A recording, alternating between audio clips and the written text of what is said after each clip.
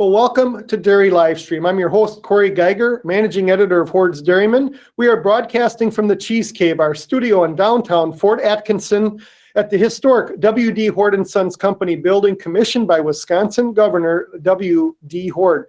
We have three great panelists, and they look forward to answering your questions in the second part of this webcast. You may ask a question by going to the GoToWebinar control panel. I'd remind our viewers to ask inquiries early to ensure we have time to ask the questions during our webcast as we delve through the topic, what processors have learned from the pandemic. This talk wraps into our 6-part dairy live stream series on milk pricing and potential federal milk marketing order reform. To view our March 7th dairy live stream episode, let's unpack block and barrel cheese pricing with Ted Jacoby, Kurt Eprick, and Mark Stevenson. Go to www.hordes.com and select webcast from the drop-down menu to view this impressive lead episode that aired just a month ago.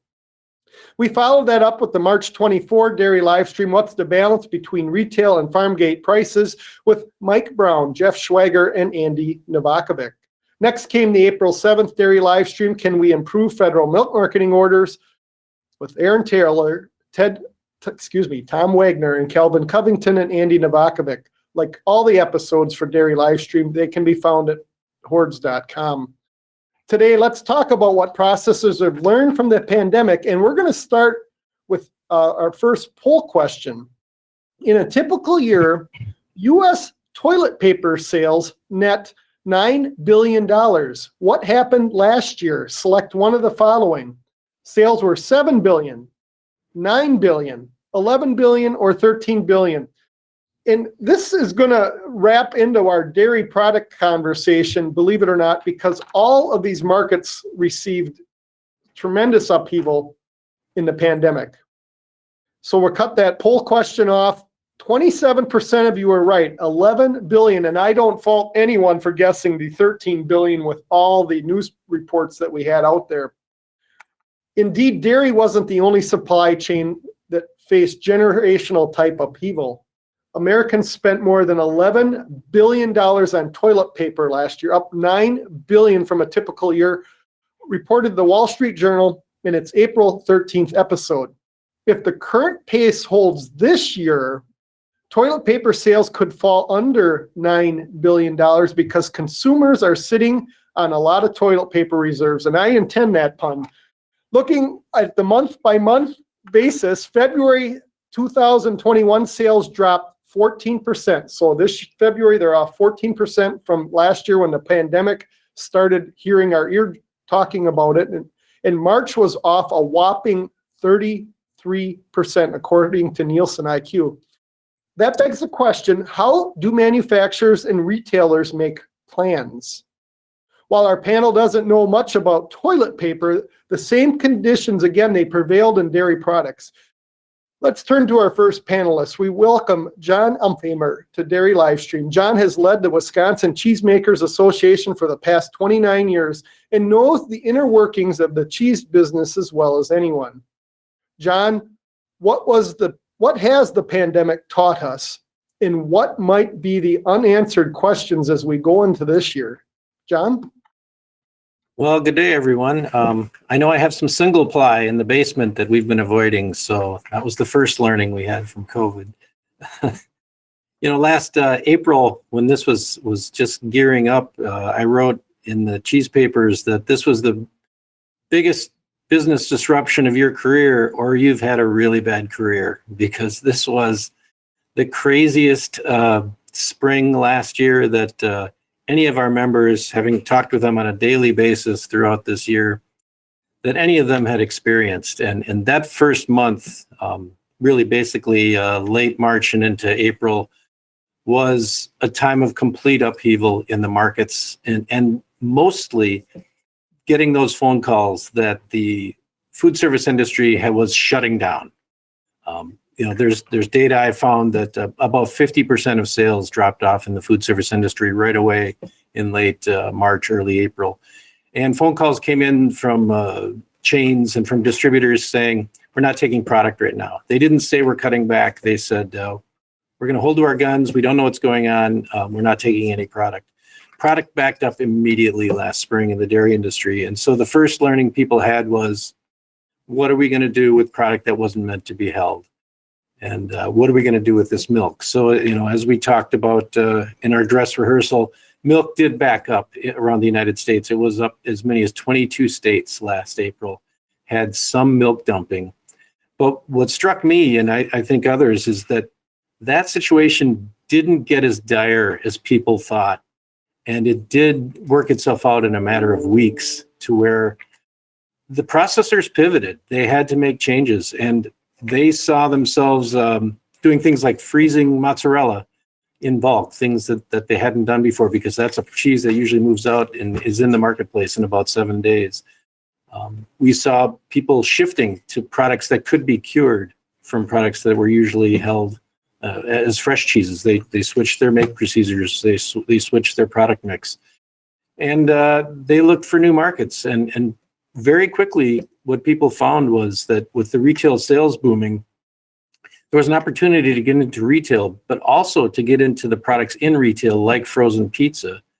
We had some of our smallest and some of our largest mozzarella makers suddenly pivot to the fact that the frozen pizza industry was up 25% in sales, and they didn't have enough cheese. So some of our makers that were exclusively selling to restaurants found themselves in a new market. And frankly, that market has lingered for some of those manufacturers. So that ability to pivot in the marketplace was another early finding. And what struck me as I look back at the last year is how quickly these things happened. We had members talking to us about shifting from one type of cheese to another in March. And so these notes I have from early in the pandemic were just days after we saw states start to shut down and restaurants start to shut down. At one point, it was in April, we were up to 47 states where all the in-state dining, in-room dining was shut down, both at schools and at restaurants. So 47 states. So April was a time of complete upheaval. And what you saw then, of course, was the cheese market crashed. Cheese was backing up, milk was backing up, and we got the cheddar price at the Chicago Merc down to $1. And but at the same time, the retail cheese price and the retail fluid milk sales and pricing was going in the other direction. We had sales up 19% in April on cheddar and other natural varieties, 19% up from the year before.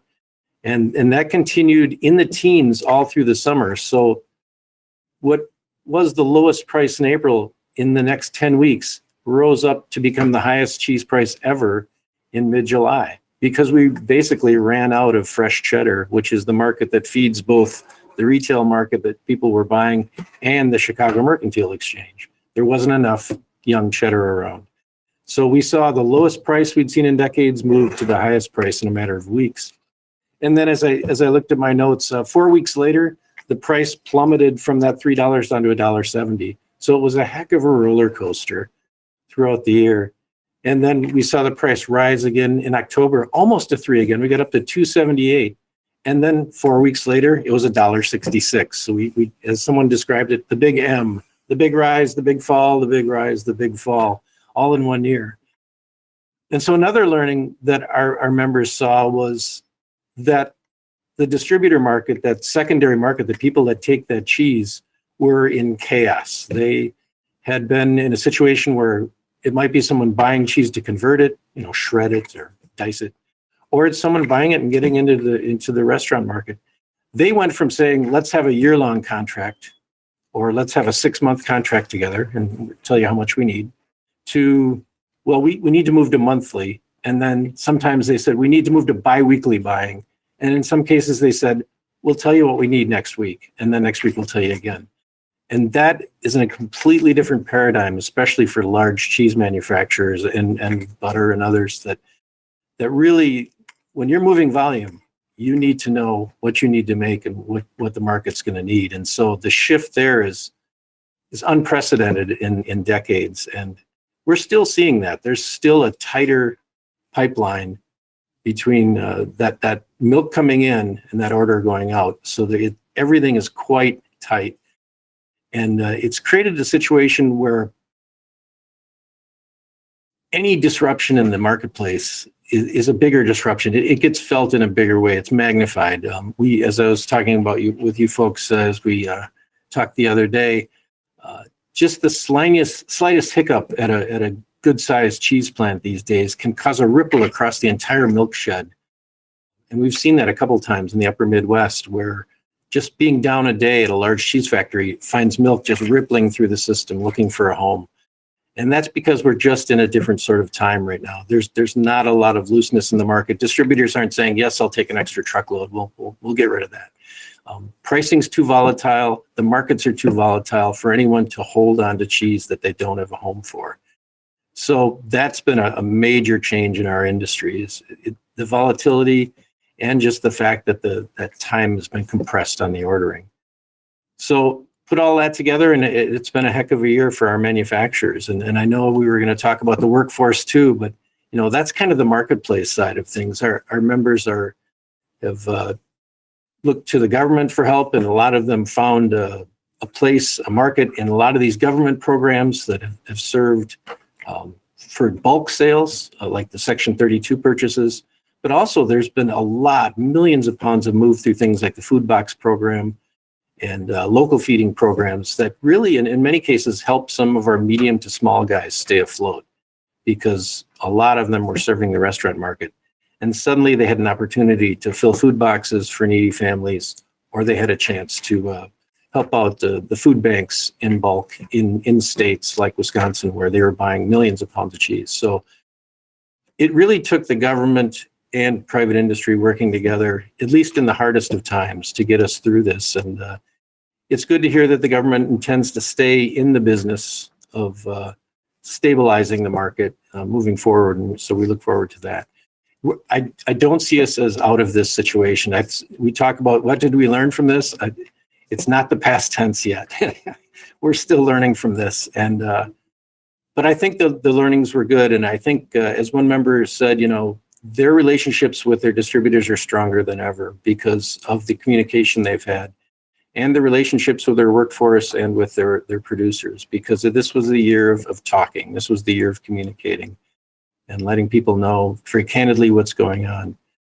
And, another thing I wrote about early in the pandemic was this was the year of where we proved that dairy still is that industry where you help your neighbor, because the processors found themselves low on ingredients, low on packaging, extra milk sloshing around, and they were sharing these necessary tools, and they were sharing milk, and they were looking for homes together. And it was great to see that there was months of that where the communication in industry was unprecedented. That is so true, John. I when you talk about unprecedented, people have been so candid because they were working nonstop to try to solve a problem. And so with that, I want to remind our audience, as you hear questions or consider questions that come to your mind, go ahead and type them into the GoToWebinar control panel, and we will talk through those the second half of the hour. So with that, we're going to go to another poll question. And John kind of alluded to this, talking about workforce. What's taking place in dairy plants to get product out the door? Staff are working more hours. Managers are working on the production floor. Automation is being seriously considered. All the above. So go ahead and answer that one. And while you're answering that, I think one of the things that everybody in this audience, and certainly our panelists, will know, all the way from the dairy farm to the processor to those working in grocery stores, I think employees appreciated knowing that they were essential. We shine more light on the value of employees in our food sector than ever before. So we're going to go ahead and cut that poll question out, and 96% answered all the above, and I would submit that that probably is the correct answer. This is not necessarily anything we have strong data on. But as we welcome Brian Weller to Dairy Livestream, Brian brings 13 years of experience to our panel, having served as program and developer, purchasing and scheduling manager, and now director of sourcing and procurement for Agrimark Cooperative. And they're based out of Andover, Massachusetts, but have a big footprint throughout the northeast part of the United States. Agrimark and its Cabot Creamery brand, of which Brian also spent 5 years working for prior to being at Agrimark. So Brian's got 18 years of service in our industry. Cabot sells branded butter, cheese, and cultured products. If you go up to the Northeast, you'll know that cheddar cheese is white cheddar, not yellow cheddar. We talked about that in some of our previous webcasts and dairy live streams. The parent company of Cabot, Agrimark, is the nation's 12th largest dairy cooperative with 800 plus farm members. And Agrimark itself specializes in whey powders and skim milk powders. Brian, you lived this upheaval induced by the pandemic and spent countless hours juggling supply chains, both from sourcing necessary packaging materials and pivoting on dairy products that consumers and retailers were demanding. Tell us more about your journey and how this is still going on. Yeah. Hey, Corey, thank you so much for having me. I couldn't help but think when John was talking about, kind of a recap of the last year that, I joked with my colleagues that we're living in COVID years right now. And I think of a COVID year as like a dog year.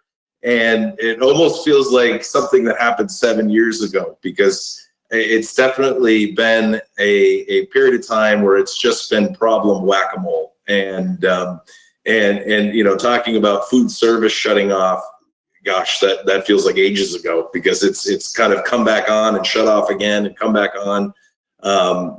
During that period of time when COVID really started to set in, we didn't just see a slowdown with food service. We saw a complete stop, particularly with our cultured products. There was one point in time where we could not give away 5-pound sour. It's unfortunately those types of dairy products just don't have a shelf life, and we don't have the option of freezing or trying to age sour cream. But I think for us in particular, it was kind of an all hands on deck mentality in terms of getting people to do things that they don't typically do. I personally spent a lot of time trying to give away that sour cream through food banks and even pig farmers, trying to use it as feed, trying to find outlets and keep our facilities going and running. And I think that shift to retail really changed how we service our own customers. Luckily we've got a balance between food service and retail, but there were certain lines that we had to shutter that because there just wasn't a demand for loaves and 10-pound prints that we produce. And really it was a forecast roller coaster. Traditionally, and I'm sure you guys feel the same way, but the cyclical nature of the cheese business is that you see your highest sales in October, November, December of every year. So we had come out of that, and then only to be hit with COVID, and suddenly we had a second Christmas on our hands in terms of the amount of retail that was going out. I mean, February and March are generally kind of tumbleweed months in terms of selling 8-ounce bars. But we sold a lot of 8-ounce bars, but that certainly stressed us in a way that at least for us, we absorb a lot of overhead with these food service sizes, and suddenly you're turning on lines that or maximizing lines that don't put out the tonnage that you normally would. And so those were some of the things that we dealt with early on. I will say that the problems or issues or opportunities, whatever euphemism you want to use, have not stopped. And I would say currently we're probably under as much, if not more, stress than we were at the beginning of the pandemic, in terms of labor not having enough. restrictions to the current labor we have because of COVID and trying to keep people separated, not only physically, but over shifts. And then in terms of, my group, we're responsible for all materials and ingredients for our manufacturing operations. And at one point, a couple weeks ago, I'm meeting with some of my managers. I challenged them to tell me, okay, what item are we not tight on right now? Certainly, corrugated is in tight supply. Plastics are in tight supply. Lumber, steel. You go through all of the major things that we need to keep the lights on in our facilities, and they're all tight. And you can point to a bunch of different things, between the freeze that we had in Texas a couple months ago that wreaked havoc with the petrochemical industry, to the Suez Canal freighter that was jammed there for a couple weeks. That we weren't directly affected, but because we're a global economy, it all has a trickle-down effect. And then, don't forget the Amazon effect, and how much pressure that has put on pulp and paper in terms of consumers, leaving brick and mortar stores for things, for hard goods, and suddenly everything gets essentially shipped twice with Amazon, and how much corrugated that is taken up. So it's a we're all I'd say battle hardened at this point, and I always tell my kids when they get stressed out about things at school that the problems of today are not your problems of tomorrow. I don't know. I'm really, everything that we've been through, I certainly hope that we don't have problems that top what we've been through. So it's been, it continues to be a stressful environment for all facets of the industry.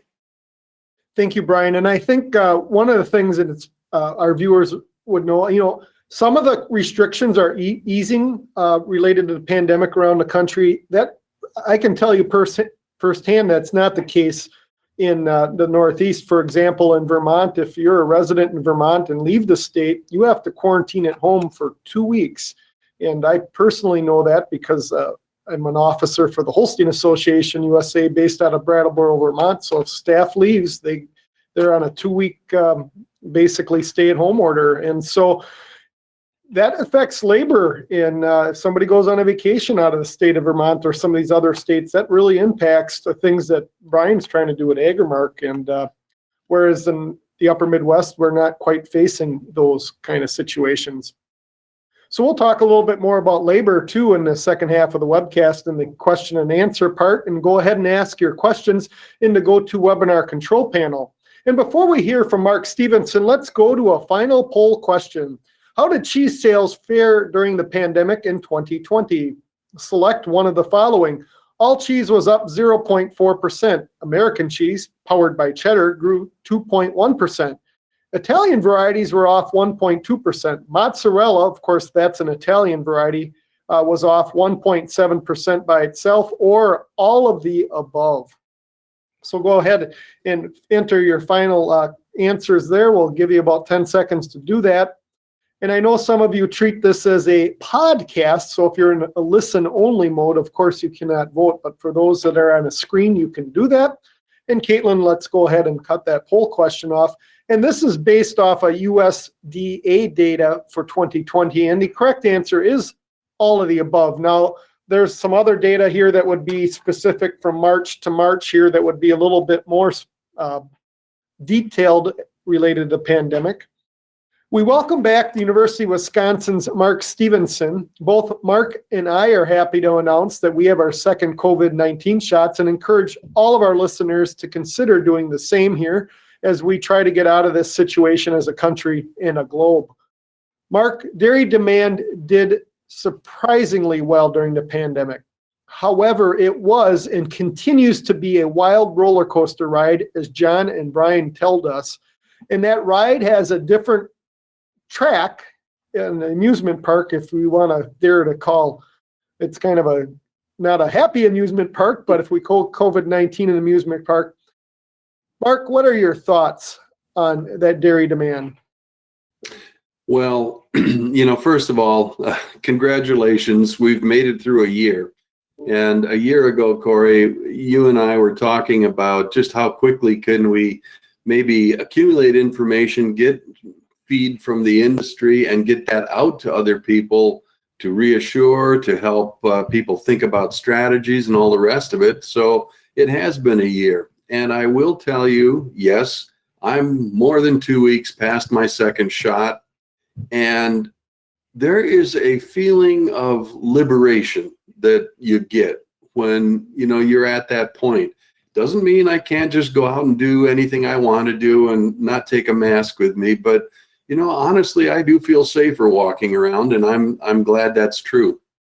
So I think, we're at the point where, we can begin to see the end of this time period. It's not quite in the history books yet, but we're hopeful that the worst is behind us. But we've learned a lot of things during this time period. Milk's a commodity. We've known that forever. And with a commodity, it's normal for us to have, with dairy producers, 30,000 independent decision makers that are making choices about how much milk production they're going to make and bring to the marketplace. And that can give us fluctuations in supply that gives us even amplified fluctuations in milk prices from time to time. So this last year, when many of our co-ops invoked some level of base excess plan, and we brought milk production down to a level we could handle equitably, even, direct ship plants asked producers in an equitable manner to reduce their shipments by a certain percentage. We found that worked. It helped us to bring production back into a level that we can handle. And we didn't all die by doing it, right?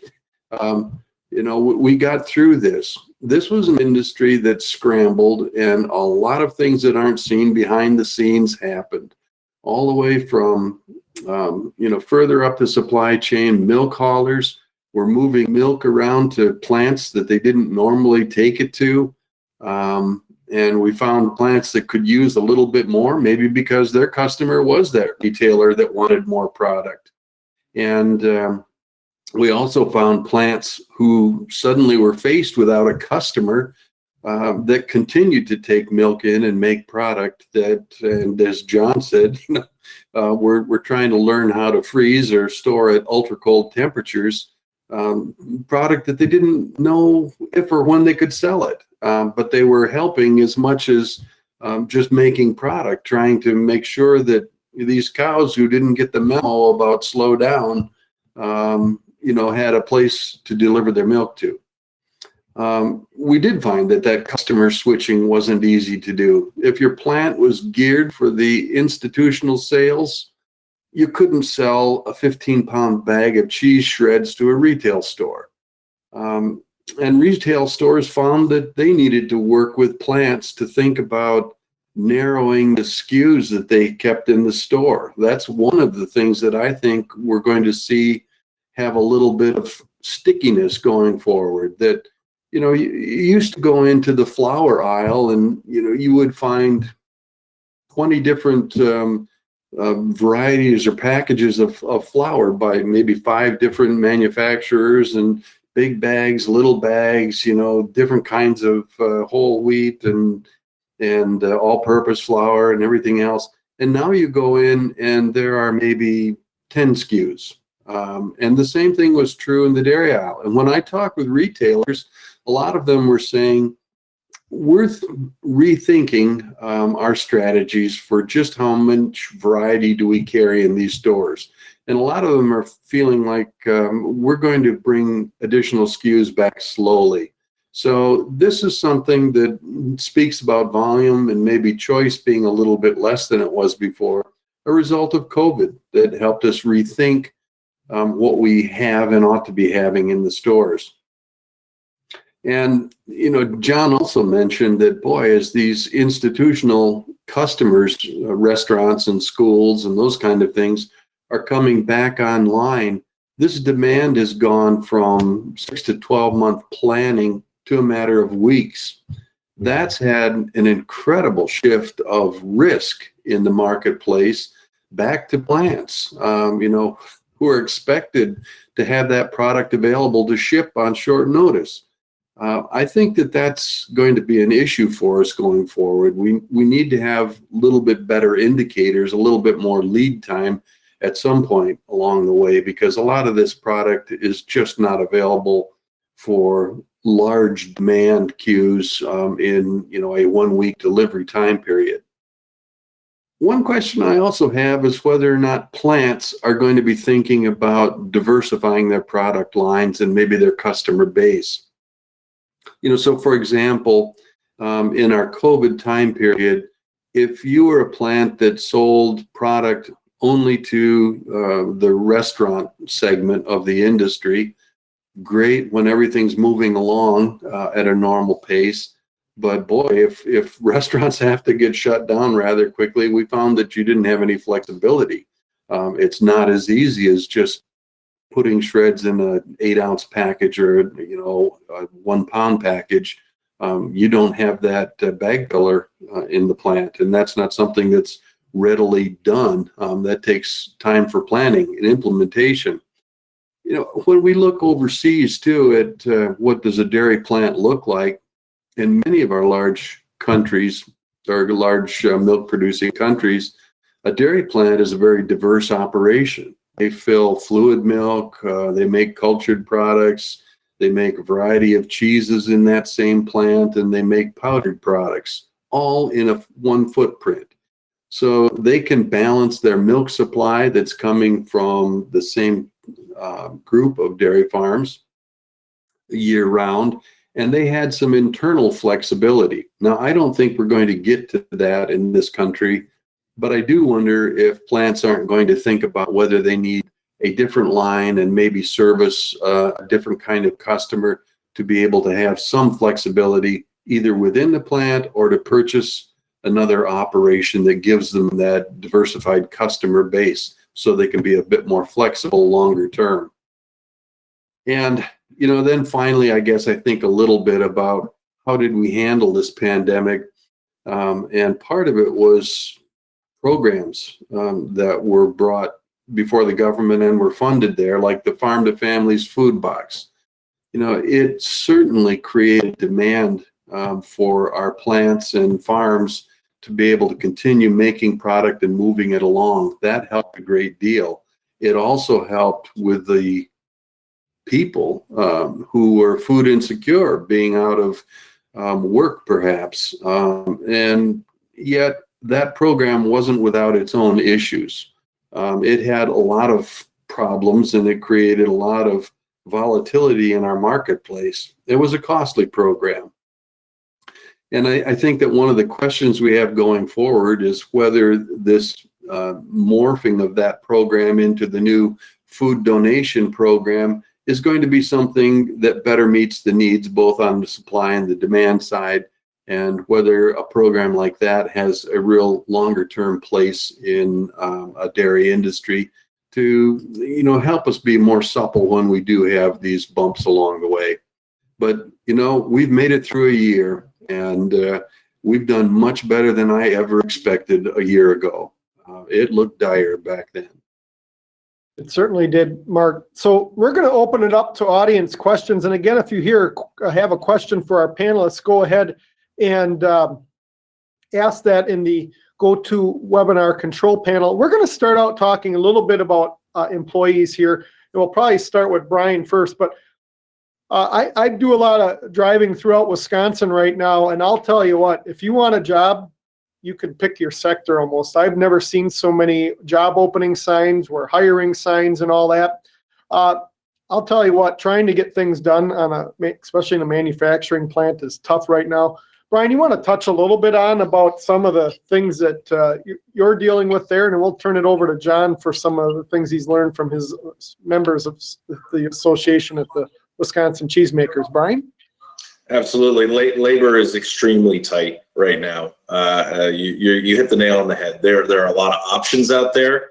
I also think that there's, I don't want to say an incentive, but it's certainly easier to stay home than it has been before in terms of unemployment benefits and trying to attract that entry-level production worker is extremely hard right now. Personally for us, we are, we're competing against a lot of different manufacturers that are offering signing bonuses, other additional benefits that the industry really hasn't seen before. I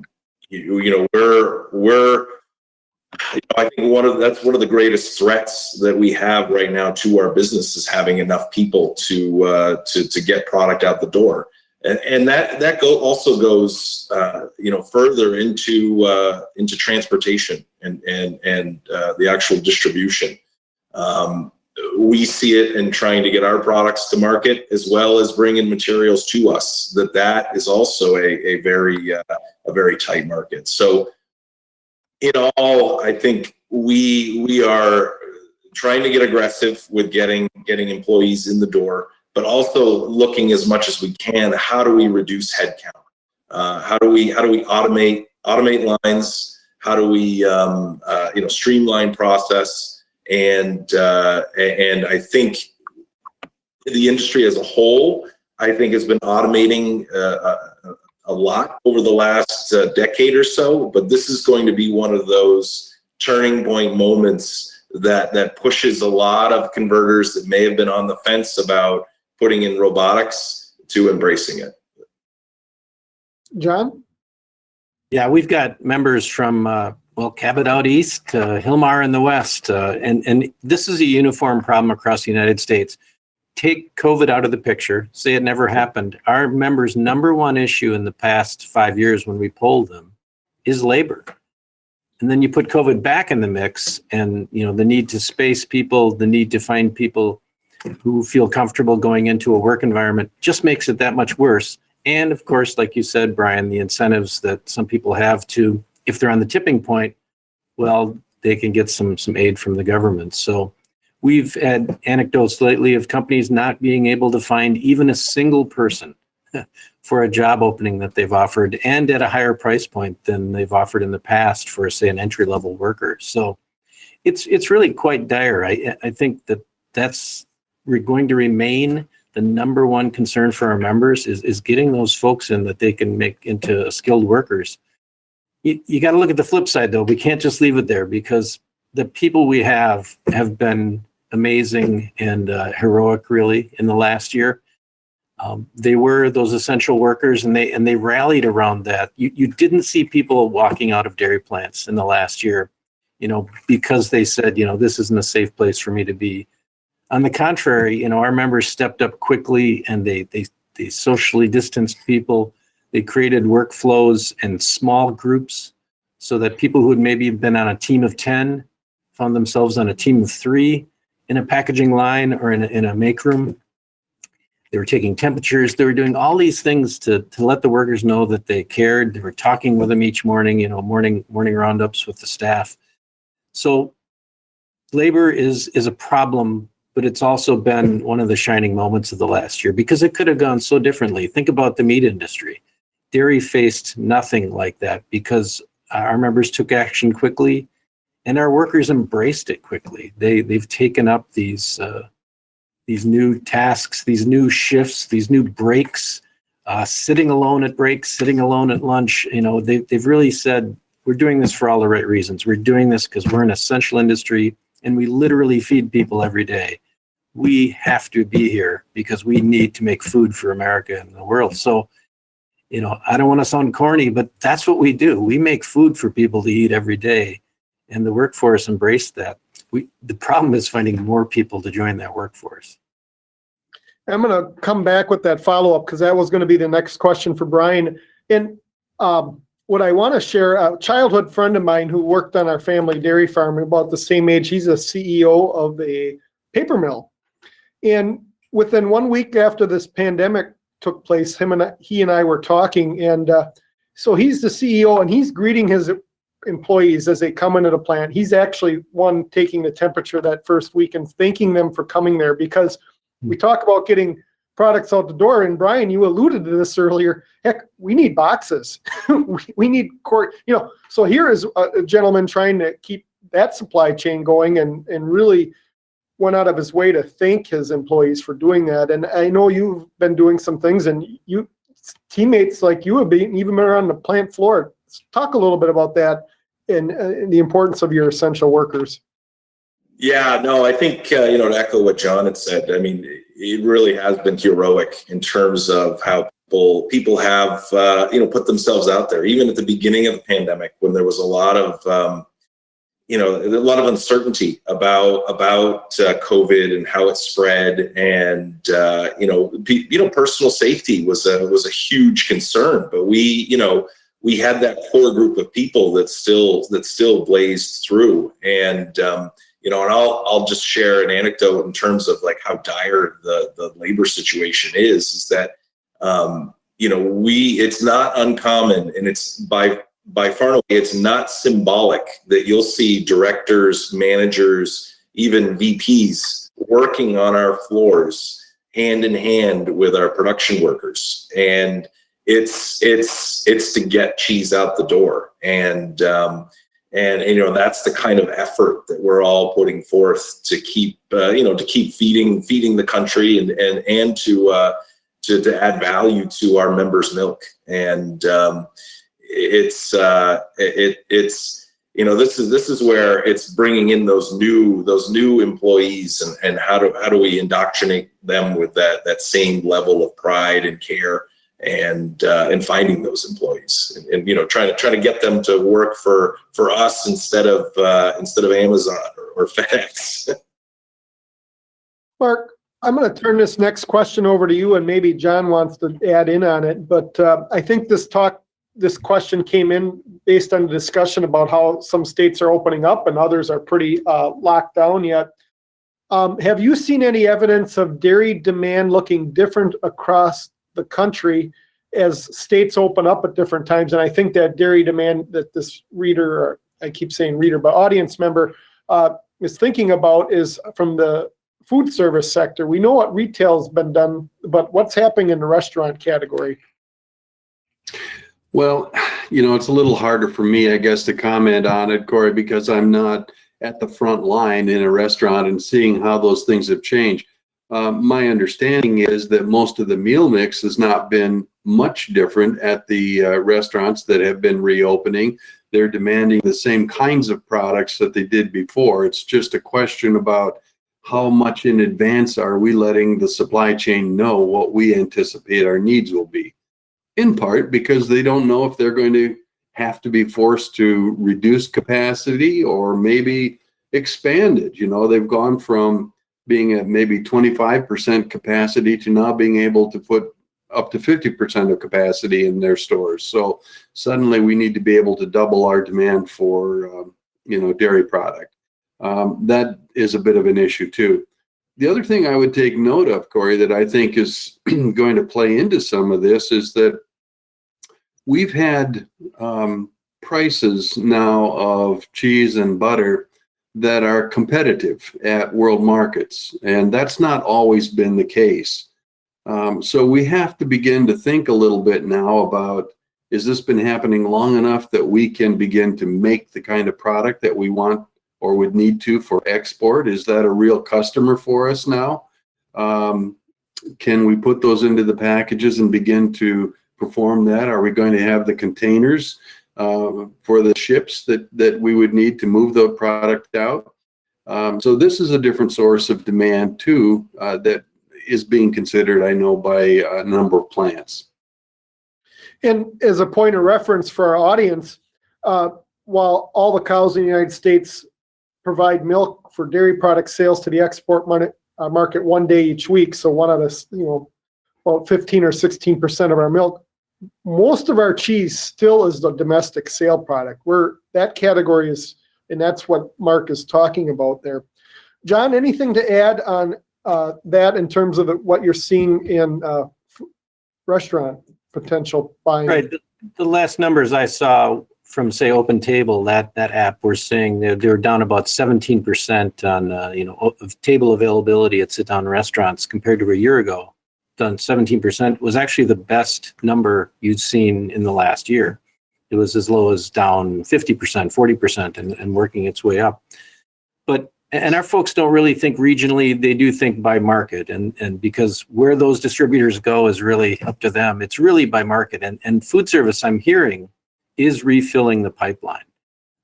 And that to me indicates that wherever those restaurants are opening, if it's not in the Northeast, perhaps it's in the Southeast and across the southern tier of the United States. Our members report that they're brisk now, not just on that cheddar side that's going to retail, but also on the products, a lot of the Italian styles, for example, that go into food service are hot right now. So that is happening. Mark, another audience question. You talked about base excess plans, and this audience member said, now this is his words, not mine, but we're being told that about 50% of milk is under some kind of quota.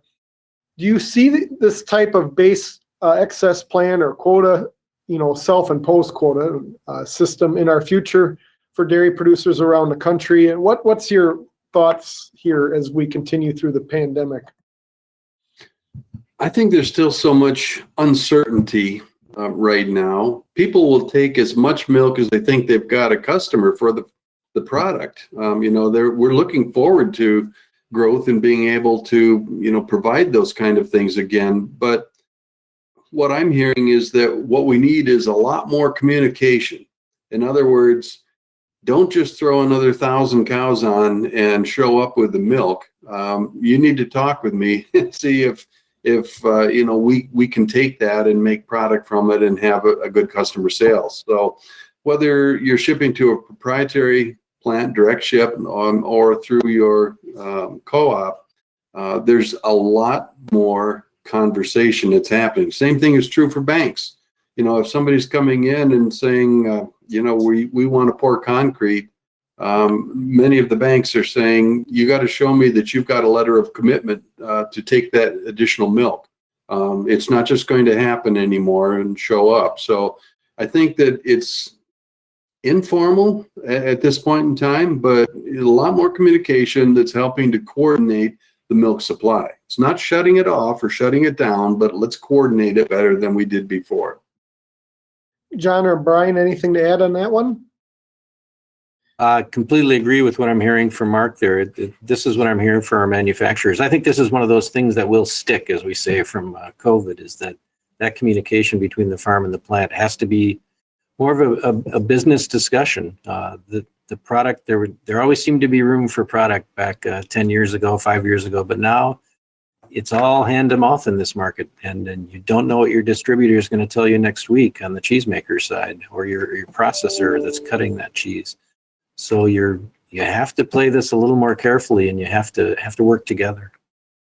Brian, the next question's for you, and this is a word that's come into our lexicon here at Hordes even more so than a year ago.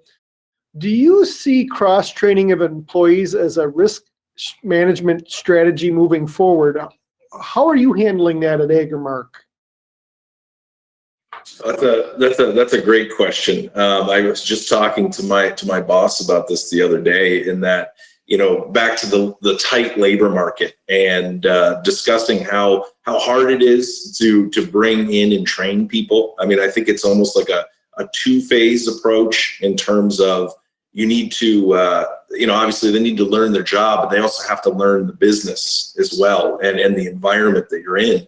And, one of the big things that I'm advocating for within our organization is just that.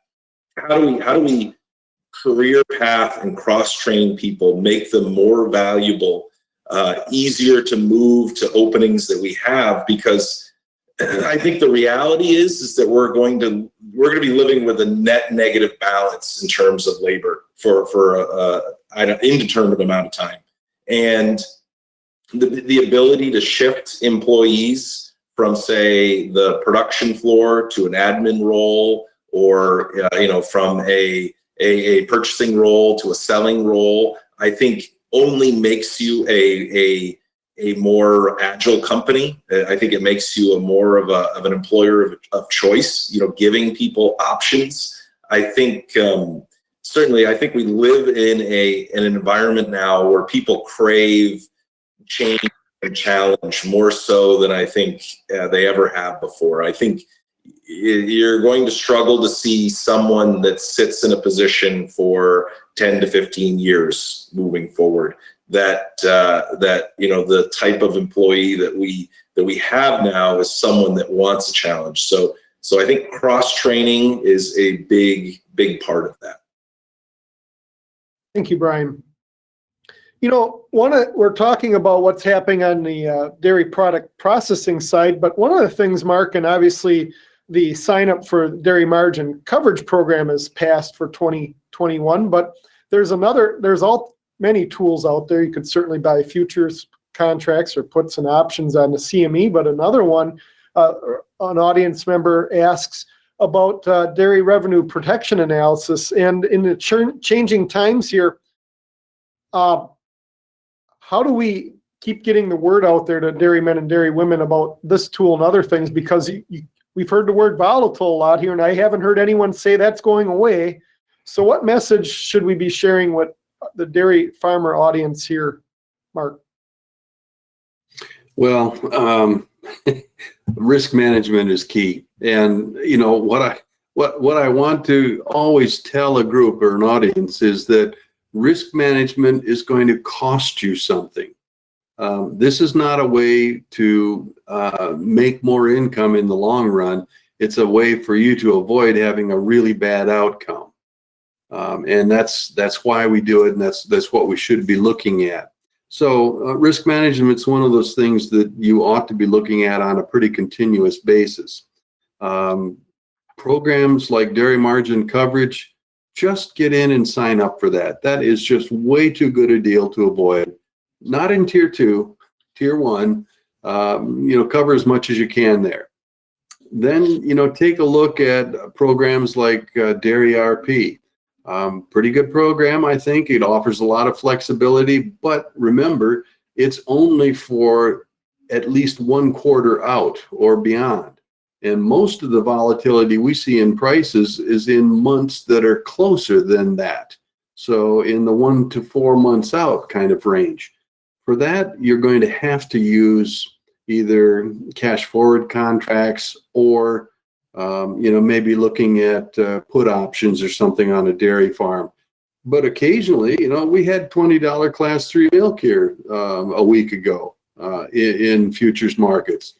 Not to say, run out there and put all your milk under a contract for that, but maybe you wanted to tuck a little floor underneath some of your milk production when that price offered itself, because a week later, we'd lost $1 off that price opinion. So watch for those nearby opportunities, but those are going to be futures markets. And John, did you want to add something? Go ahead. No, I just completely agree that through the system, our manufacturers too need to look at risk management for the ingredients they buy. And then there's people managing risk on the buyer side, buying that cheese on the end of the line. So that risk management should flow through the whole process back to the farm. And one of the other ideas on risk management, on some of these options that are out there that Mark's talking about, you can take a bite of an apple and come back and take another bite. I've been doing some on my wheat crop, and I took pre-sold about 20% here right before Christmas, and then a couple months or about a month ago, I did another 20%. So you can move along that risk continuum here, and you should always be watching that. A question, John, that's going to go to you, and Mark may want to add, but we talked about frozen pizza being up 25% and that no one's holding cheese. And one of the audience members asked, many pizza stores stayed open for food delivery.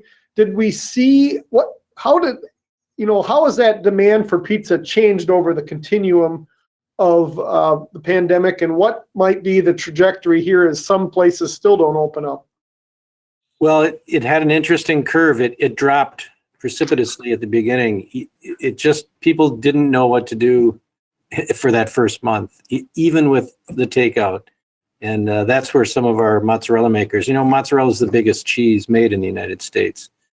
And a lot of that fell off in that first month. But quite quickly, by June, we saw chains like Domino's saying they were up 17% from the year before. So within a month or two, people figured out I can do takeout pizza and be COVID safe. So the frozen side, or excuse me, not the frozen side, but that takeout side only had a short dip and then stayed up quite long throughout the year. And I haven't looked at figures lately, but I believe it's still up. So that's been a positive throughout this.